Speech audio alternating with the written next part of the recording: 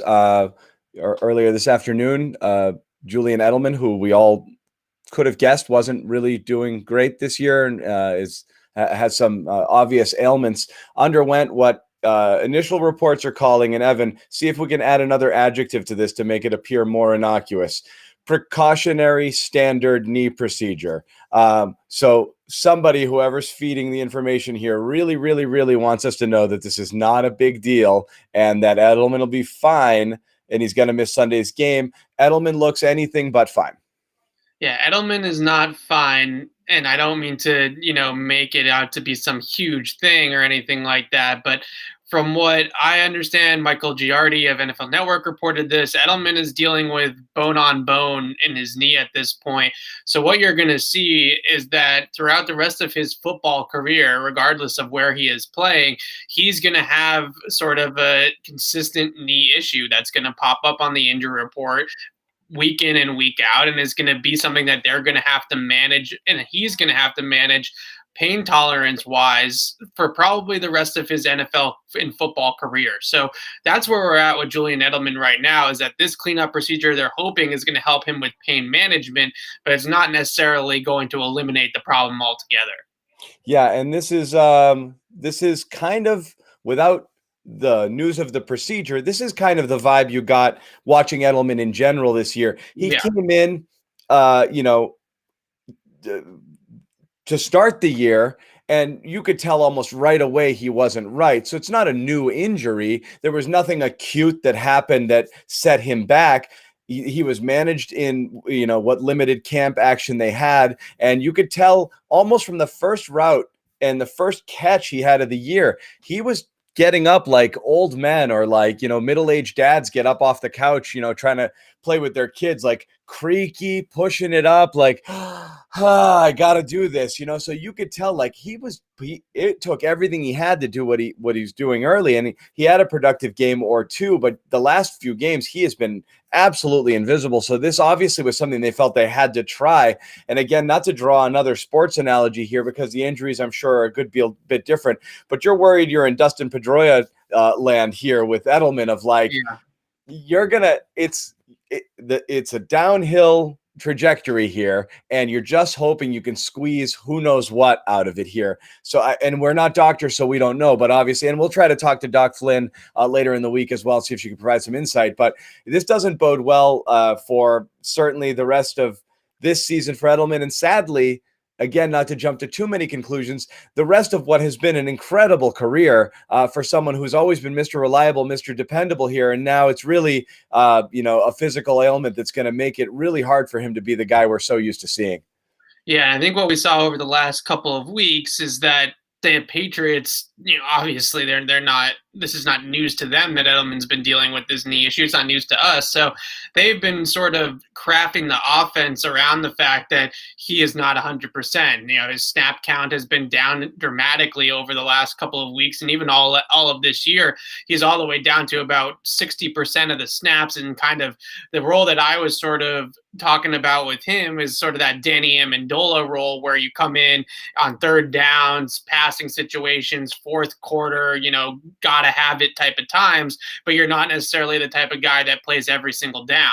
That's where we're at now with Julian Edelman as well. And on top of that, when you look at sort of the way that they were using him in the passing game, a lot of it was him as a decoy, running him out into the flats, running him underneath the defense just to pull coverage away from other guys, where really the ball was, I know Bill Belichick always says, oh, we don't draw up plays to throw the ball just to one guy. But in reality, the play was going to hit elsewhere, or the first read in the progression was elsewhere, and Edelman was kind of on the backside, or maybe a 2 or a 3 in the progression. And the reason being was because he wasn't 100%, so they were kind of using him more as a decoy in those cases. So I think that that's kind of where we're at with Edelman now, where he's that sort of super sub and super situations, and when he comes in on third down, he comes in situationally, and then you kind of let some of the other guys that they have at receiver, it's a very thin group, but you let some of those other guys play the lion's share of the snaps. And unfortunately, like you said, I think everybody's just a little bit wary of the fact that this could be a downward slope of this knee is probably never going to be the same ever again. And this is probably the beginning of the end for Julian Edelman. And that's the thing. Let's talk about these other guys. Okay. I mean, obviously, we know at this point, N'Keal Harry appears unlikely as well. He'd missed practice again on Thursday. You were out there. So you have no Edel. Harry's dealing, he's in the concussion protocol. He's not out of it by tomorrow. He's not playing in the game. Is that correct? That's usually how it works. Correct. I mean, if you don't practice during the week, you hardly ever play. Yeah, so that would be my guess. That's it. We have 2 down with really no signs of seeing him. You never know with these things, obviously. That's always the disclaimer and the caveat with the concussion thing. It's hard to put timetables on these things, but he's trending towards not playing. So you're as ineffective as the two have been, and the amount of the amount of criticism that's been thrown, particularly Harry's way. I think Edelman gets a pass because everybody knows he's been ailing. They're still the best you've got. So now we're in, Damiere Byrd, Jakobi Meyers, Gunnar Olszewski land, and then practice squad. What are we looking at? Zuber or Zuber? Yeah. I think the biggest thing with this is that the most disappointing part about it is honestly that Julian Edelman at this current state, at this version of himself with the injury, Jakobi Meyers was probably just as good as Julian Edelman at this point. So I don't actually look at the Edelman injury from that respect and say, oh, well, the Patriots don't have Julian Edelman anymore. They were screwed before. Now they're really screwed. I actually think they're still equally as screwed as they were before Edelman's injury, just because of how poorly he was moving around the field. And I think a guy like Myers, certainly when he came into that game last week, added a little bit of something. He's sort of that Z slot type of receiver, just big like slot, Edelman, that can, move around and do some different things and runs precise routes, even though he's not the fastest or the most explosive of route runners. And that's been my concern with Jakobi Meyers. He certainly knows how to run routes, and he's a very good technician in that regard. So in reality, there are 2 or 3 wide receiver packages with Myers in the slot or Myers in the Edelman role instead of Julian. I don't know at this stage if it's really making that much of a difference given what they were getting out of Edelman anyways. It doesn't, but I know you, I was listening in on the Patriots Beat podcast, which is going to be posting shortly on CLNS Media. You did with that. It's Greg, right? Greg Thompson, from Cover One out in Buffalo. And he had expressed some concern that the Bills don't match up well in the secondary with a guy like Edelman. And again, he may be in his mind referring to the ghosts of Edelman past and not necessarily the Edelman that we're seeing right now.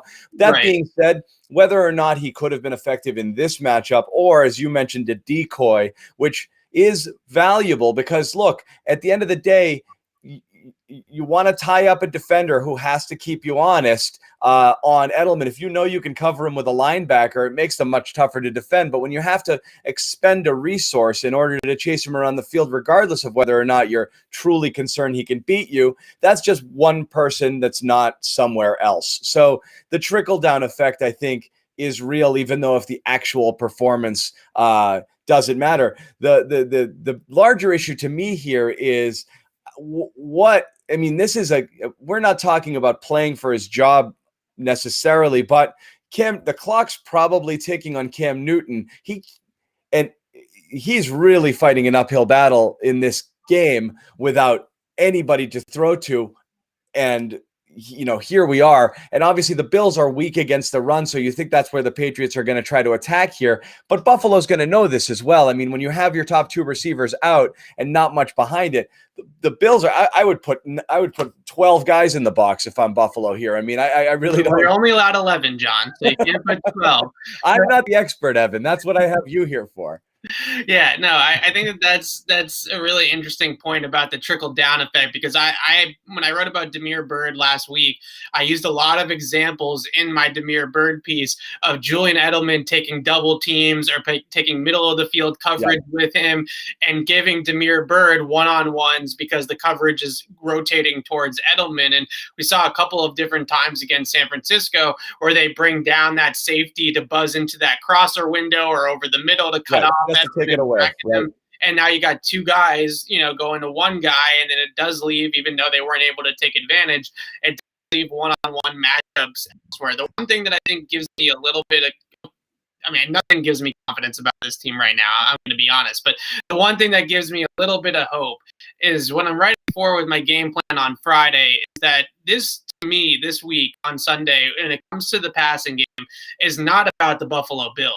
This is about the New England Patriots. And I think the first thing that you got to do if you're Josh McDaniels is you need to sit down with Cam Newton and Jed Fish in a room this week, and Bill Belichick can be in there too, I'm sure, and say, Cam, what are the 20 plays in our playbook that you feel good about?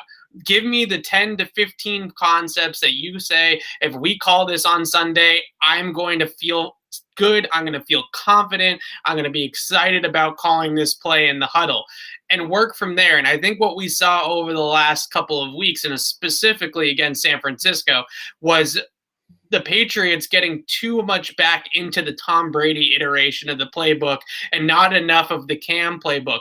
I went back and watched his 15 completions from week 1 against Miami, and it looks nothing like what they're doing against the Niners last week. There's no shotgun, spread them out, 5 different option routes, toss wide juke. There's none of that stuff, right? It's motions, it's RPOs, it's quick hitting passes. See the guy, hit the guy. That's it. Right. And it was simplified. And not only was it simplified, but it was more importantly curtailed to Cam Newton's strengths as a player and as a passer. So if they don't get back to that, then Julian Edelman or not, N'Keal Harry or not, they're not going to be able to move the ball through the air. So this week, to me, it's about getting back to what Cam Newton does well. Cam Newton's strengths, and stop trying to make him Tom Brady, because he obviously, for the 10-year career, has never been Tom Brady as a passer. He's never been Mr. Precision with the great footwork and the great mechanics and the great accuracy and four progressions in 2.4 seconds. Yeah, that's him, and that's fine. It's not saying that he's bad. It's just not the type of player that he is. So get back into that week 1 game plan. I think what ended up happening in almost a bad way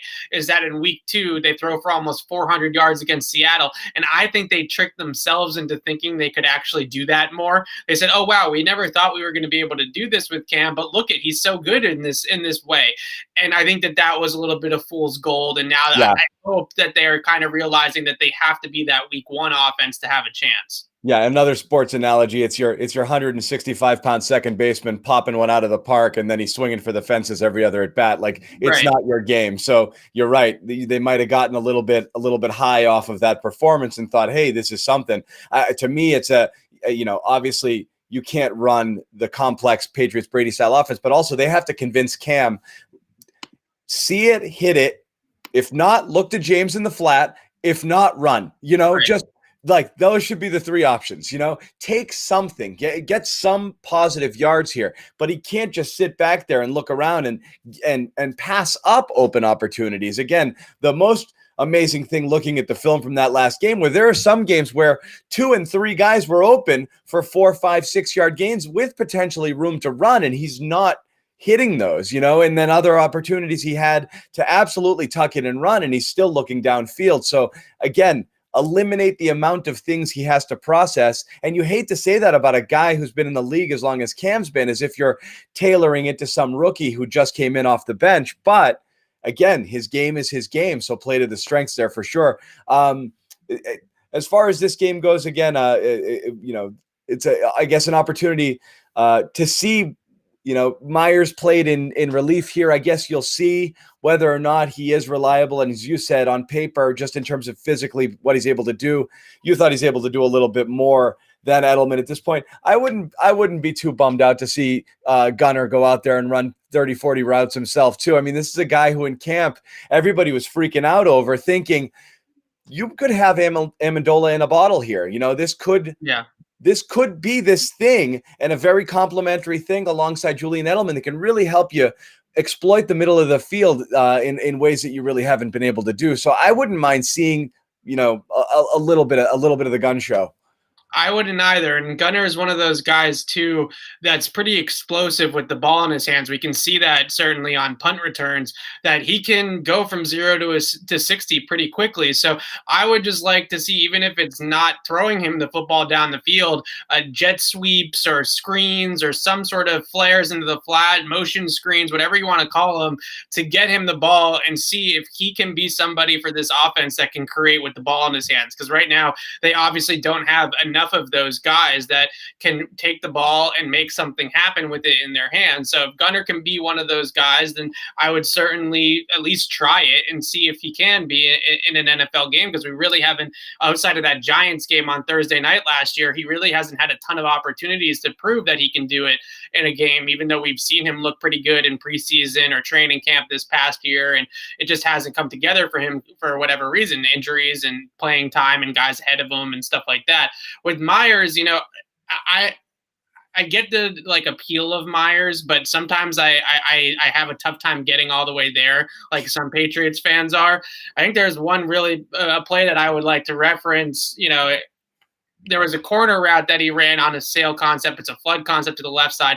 When I watched it initially and when I watched it on the TV copy, I said, okay, Cam was a little bit slow to pull the trigger there. But then when I watched the all 22, what actually ended up happening was that Myers was so slow getting into the route that it took him forever to get into the top of the route and through his break, that Cam had to hold the ball. Then there was pressure, so Cam had to sidestep the pressure, reset, and then throw, and that's why the ball was late. So there's instances where Myers is definitely a very good route runner. He's a good technician. He understands things like spacing and things certainly like pacing of his route, where even though he's not exactly the most explosive guy, he can be sneaky because he'll kind of start at one speed and then he'll downshift to the next one. And even though it's not a huge difference, it's just enough to keep guys off balance. And he definitely understands the things like leverage and attacking leverage and being able to get inside positioning on guys. So there is some really nice things to like about him in terms of those things. He's just a really slow receiver. He's a 4.63 guy. And it shows on tape, and it shows on the field. It's not just a 40 time. It really does translate into games that he is that slow. So that's always been my concern with Myers. No, and why he is that slow. He's that slow. Yeah. Yeah, that I was hoping that they were going to be able to get away from receivers like that and go more towards the Demir Birds of the world instead of being so heavy on the slot guys that can't really run very well, like a Myers or a Mohamed Sanu. Well, the thing is, though, it's a 6'2" big slot sort of guy. You're hoping you're always going to draw that comparison to like a Colston type guy, who wasn't extremely fast, but was a strong possession receiver over the slot, a consistent 1,000-yard performer for the Saints. And a guy like that, Harry, of course, profiled more like a Bolden, a bigger guy, also exploiting the middle of the field, using his body there. So Myers, I think a poor man's Colston would be the comp there. But certainly not, you're right. You want to get away with type of receiver because it is limiting. The other thing I want to talk about before we wrap it here, and these injuries to Edelman and seemingly, to Harry here, that very likely he's going to miss this game.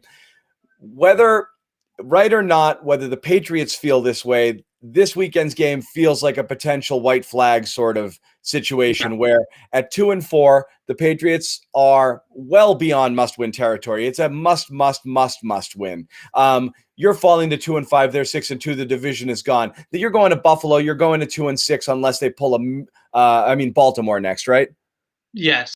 Or is it Jets-Baltimore? Jets-Baltimore. Jets Monday night. Baltimore. So you've got Baltimore 2 games down the road. That 6th loss is looming, it would seem. That's going to be that's a miserable matchup for this Patriots team, the way they're constructed, particularly on defense right now. So you're in a big hole. Of course, you get the Jets relief here. But then again, you get the Jets relief. You win here, and you could get to 4-4 going into Baltimore. You don't feel as bad about that. 2-5, that's going to be tough. Potentially 3-6. And then you got to run the table to really. Evan just fell off here. Evan's going to jump back on here, but I'm going to continue on. 3-6 for the Patriots. You basically have to run the table there. Evan, you back? Yes. Hey, you back? Yeah, no problem. So we're continuing on there. 3-6, run the table to make the playoffs. So might this expedite the process of potentially we want it all now. Win or blow it up. Right. Fire sale.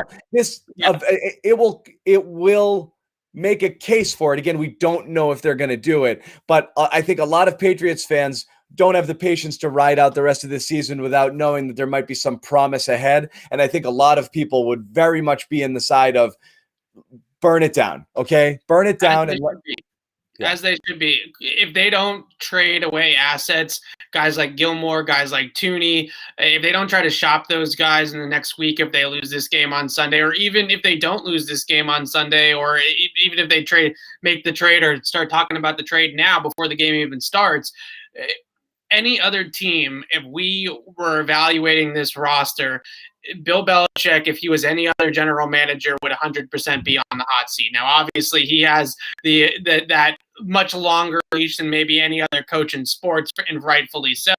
But because of the way this roster is constructed right now, he definitely deserves criticism. And secondly, if they don't trade any of their assets and they end up going 7-9, 6-10, and they're picking in the top 10 and they're out of the playoffs, and they sat there all season with Gilmore and Tooney and all these guys on their roster, that is a terrible management of assets. That's a terrible management of a rebuild.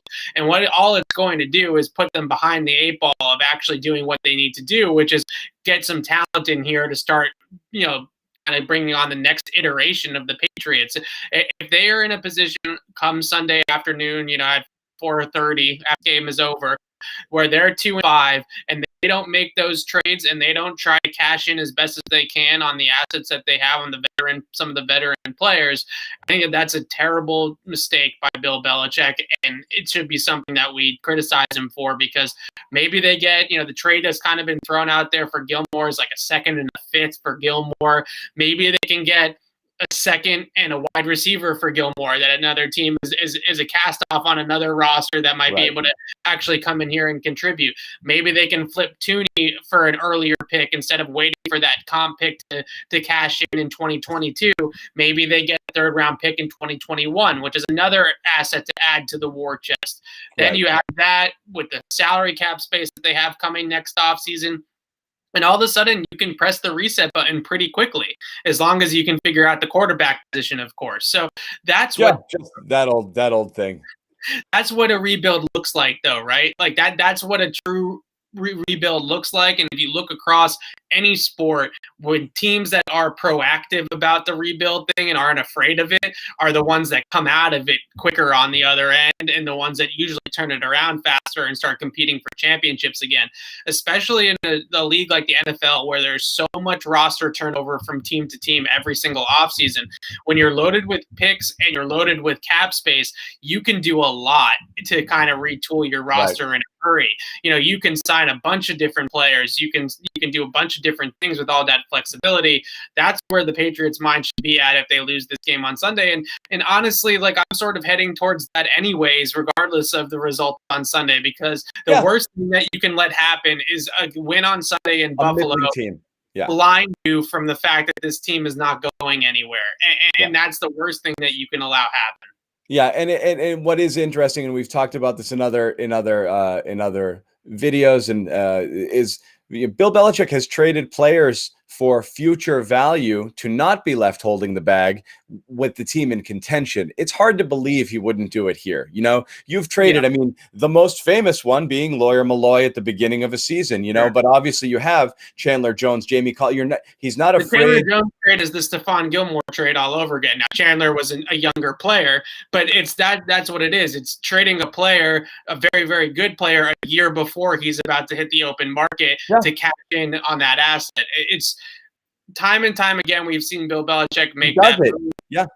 He walks away before it's too late all the time.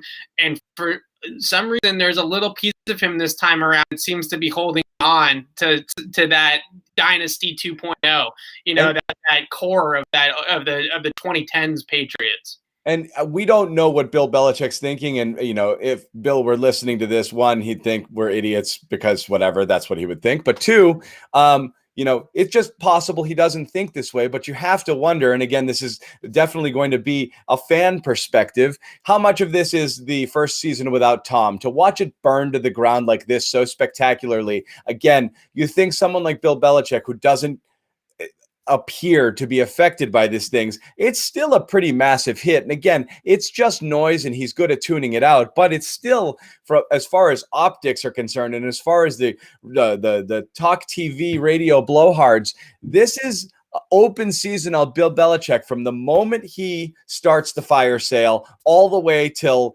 something appears to look better than what it was this year. And really almost his only way out of that is to correct the ship here and get these guys somehow into the playoffs so we could talk about, wow, what a miracle he was able to take this ragtag bunch of, misfits to the playoffs. If anything short of that, it's open season on Bill. And again, you said it, any other general manager or coach for where we are right now, if Bill Belichick was in year 2 and his name wasn't Bill Belichick, the body of work over the last couple of years would draw a lot of criticism as a general manager, from the drafting to the personnel management to letting a Hall of Fame quarterback walk because you couldn't figure it out. All of those things are strikes against him, even though he is, in most people's eyes, inarguably not just the best coach and team builder in pro football, but possibly in all sports of all time. But this is the reality today.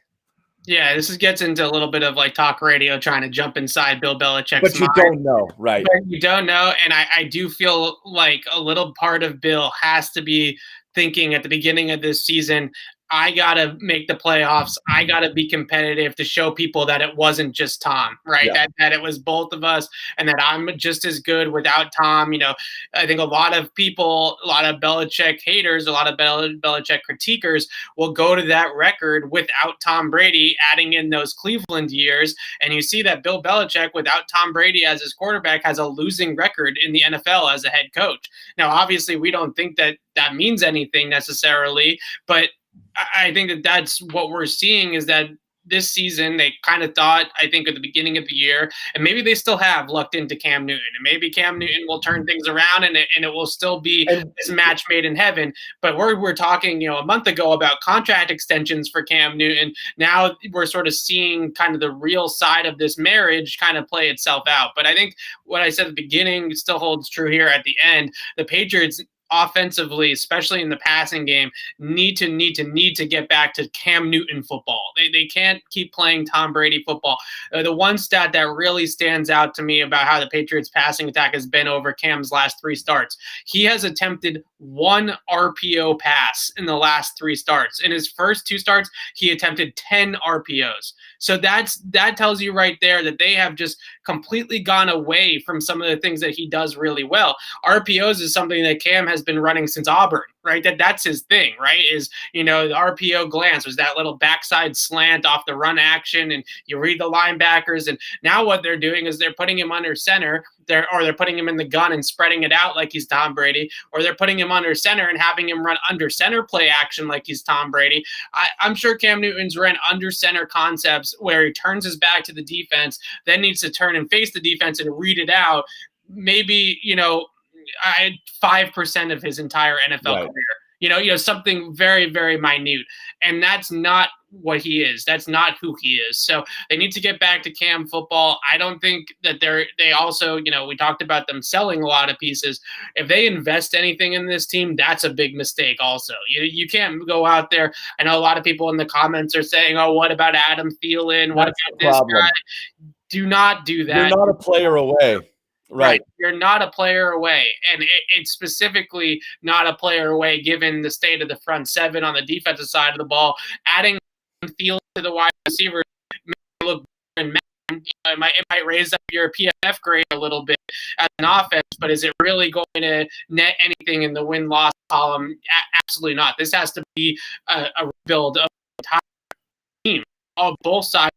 Not just offense and not just wide receiver. Right. Given the state of almost everything at this point, you have, a couple of players who opted out of this year, may or may not be back. And if they are, they're definitely well on the back 9 with Chung and with Hightower. You've got Gilmore, who's likely to be dealt or gone within a year. You have Tooney. You obviously still have a couple of pieces on the offensive line to work with, but you've misfired on quite a few draft picks at critical positions over the years. So you don't have enough of a core of young up-and-coming talent currently in the well to just be able to add some to it and then take off again. You really have to kind of build.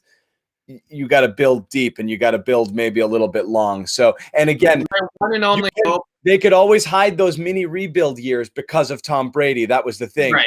Those years where you knew this isn't right between, they had several of those teams in the, in the middle years there between the Super Bowls or between, the 2007 season, where it was an imperfect team and you knew they might make the playoffs, but it's not going very far. 9, 10, 12, obviously they made the Super Bowl in 11.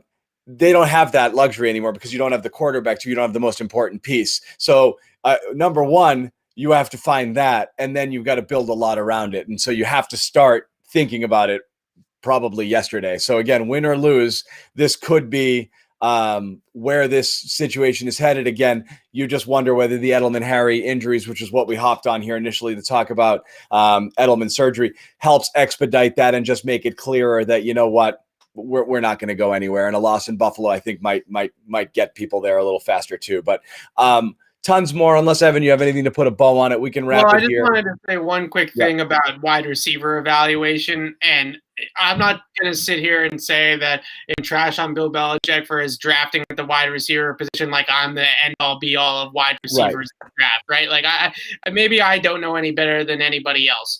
But what they are doing is at that position in terms of scouting and evaluation clearly is not working.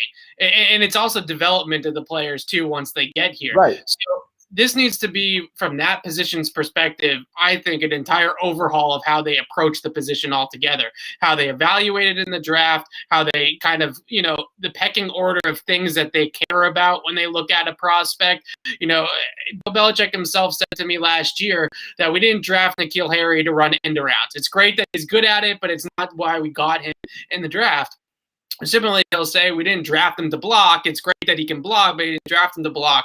Okay, well, then what did you draft him for? And what was your evaluation? So the two things I think coming on from Belichick here are both related, and that is that he is typically one of the best people in the entire world at realizing his own flaws, realizing, the team's flaws, and being able to identify those things and being able to move on from flawed personnel. So in my mind, this definitely needs to be a situation where he realizes that the skill position evaluation, both from a pro level and from a college level in the draft, is nowhere near good enough, and we need to rebuild that entire philosophy. Yeah, what's amazing too is you look at the guy who also came out of the same school that Harry was, Brandon Ayuk, who's taken by the Niners this year. He actually does the things that I think they thought Harry was going to do coming in this year, which is just and it's not just Harry. You could say the same thing with Sony. Sony was supposed to be a guy who was going to be that 3-down back who'd never have to come off the field, who'd be a weapon in the passing game, great with blitz pickup and all of that. And he's not. He's a one, and with explosive, game-changing, like get into the open field, and he's an early down plotter. So, and again, that could be injury related as well. But they definitely are misfiring in their evaluations. What they think they're getting something else. The thing with Belichick that worries me a tad too is the comment he made, I forget to whom, a year or so ago, a couple years ago, maybe in a CBS interview it was with Saban. Was it with Saban? We're talking about he likes to bring in guys he likes to coach. That's dangerous. Okay. That's dangerous in any profession. If you're a boss somewhere and you really only bring in people that are like you, that do all the same thing, that you can jive with, you can talk fantasy football with, doesn't mean that's going to make the best roster for you. You've got to take the pain in the ass, high price talent every once in a while and develop him. You have to recognize that not everything is perfect. I think you're sacrificing a lot of talent to bring in Patriots type guys. Then you bring them in and you have them not even be that type of guy that you thought, being able to process things quickly and learn. I mean, I get the idea behind it is if the guy is smart and knows where he needs to be, who cares if he runs the 40 in one tick slower than the other guy? He's going to get there faster. He's going to see everything faster. He's going to be where he needs to be more often than the other player. That makes sense. But I can't see how you look at Harry and think that he was going to be that guy, because not only is he lacking in the physical traits that we thought he had, he seems to not really know what he's doing out there either. Yeah, So as I'm listening to you make these points, these comments are coming in, and I'm just getting triggered. So I think we should probably just wrap it up before I start yelling at some people, because to sit here and say that they thought that they were going to have Josh Gordon and Antonio Brown going into the season, and that's why they weren't going to have to lean on their first round pick at wide receiver. I mean, what are we talking about? They drafted N'Keal Harry in the first round. To be the guy. They drafted him to be A.J. Brown. Don't draft a wide receiver in the first round to be a complementary piece. You draft him to be Des Bryant. You draft him to be Calvin Johnson. You draft him to be Julio Jones. That's why you go and you get a wide receiver in the first round. The Patriots failed that evaluation. They failed it in the draft. We all talked about it right after they made the pick, during the pick, before the pick, after the pick. Now, A.J. Brown, Deebo Samuel, DK Metcalf, Terry McLaurin, Hollywood Brown. I can go right on down the list of players that were better than N'Keal Harry before we even got to the NFL, that we could all look at and evaluate as receivers and say, these guys are better than N'Keal Harry is. And yet they took N'Keal, and that to me is just, it's still mind-blowing to this day. And I like N'Keal as a player. I like him as a person, but it continues to be mind-blowing that was the evaluation. That was their takeaway, as the Patriots with Bill Belichick and Nick Caserio and Josh McDaniels watched all that college tape and said the best player at this spot in the draft is N'Keal Harry. And that to me is still absolutely stunning and shocking. Yeah, and Greg Bedard on his podcast earlier this week had said he wonders whether there's that guy there who's Caserio is excellent at what he does, but whether there's a strong enough voice there to talk Bill out of some decisions where he might just be laser focused and like, nope, that's the guy, And again, we don't know the process leading to this, but we could continue down this rabbit hole for a while. It's easy to pile on now. We're just as likely, Evan, in 3 weeks to look back at a video like this and want to delete it from the record. I was working at NBC after the KC game with the infamous, with the reporter and who asked the infamous, is it time to evaluate the quarterback position? And we know what happened after that. We've buried the Patriots. Reporter, we don't want to name names. He's one of my. It doesn't matter. He celebrates it. But regardless, each time there again, we've said, I know we've said this before, but this feels different, and we've done that a bunch. But we're going to say it again. We've said it before, but this feels different, right or wrong. So, Bill Belichick feels different because Belichick there. That's why it feels different. Yeah. It feels different because you can't walk into the locker room and say, all right, we're 2-4 or we're 2-2, 4 games into the season. But look at that locker over there. There's Tom Brady, the Hall of Fame quarterback, the best quarterback of all time. He's not walking through the door. And that's why it feels different. And it should feel different. And it does, and it will. And that's the thing is, so either Cam turns back into Superman or Bill Belichick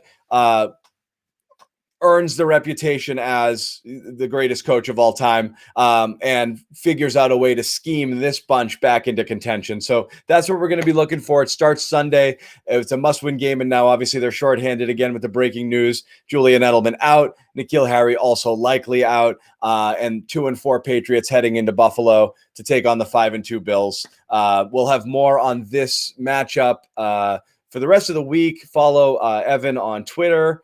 Follow Patriots CLNS on Twitter as well. We'll have much more stuff coming from Foxborough. Evan, we'll see if Harry pops up on the field on Friday. And then, of course, on our YouTube channel, if you haven't already, please subscribe. You'll get alerts when the videos come up, when we go live like this.